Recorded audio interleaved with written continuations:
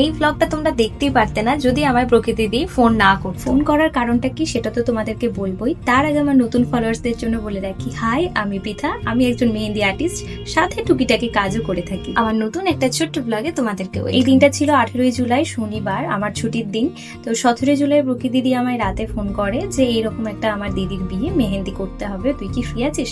তো আমার যে ছুটি ছিল তো সেই কারণেই আমি বুকিংটা নিয়ে আমায় প্রকৃতি দিদি বলেছিল 10টা 10:30 নাগাদ চলে আসতে। তো সেই কারণেই আমি সকাল করেই একদম বেরিয়ে গিয়েছিলাম যাতে আমি টাইমেই পৌঁছে যেতে পারি, যেহেতু অনেক দূর রাস্তা ছিল।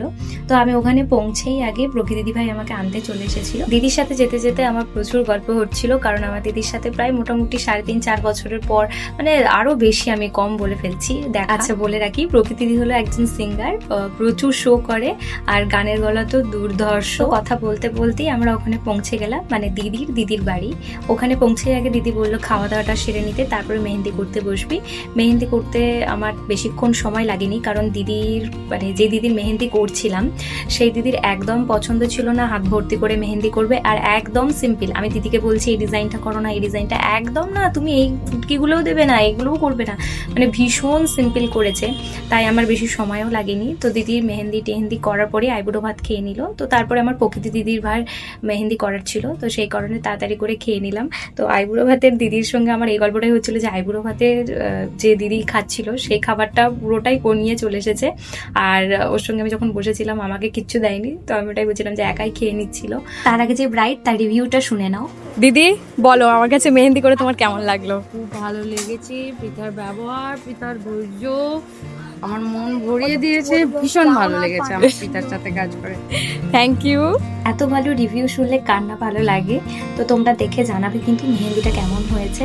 আর তারপরে আমি চলে গিয়েছিলাম প্রকৃতিদির বাড়িতে, কারণ প্রকৃতিদি বলেছিল আমার হাতেও একটু মেহেন্দি পরিয়ে দিস। তো তারপরে ওখান থেকে দিদির বাড়ি একটুখানি একদম হাঁটা পথে মোটামুটি 10 মিনিট, আর স্কুটিতে গিয়েছিলাম মানে 5 মিনিট।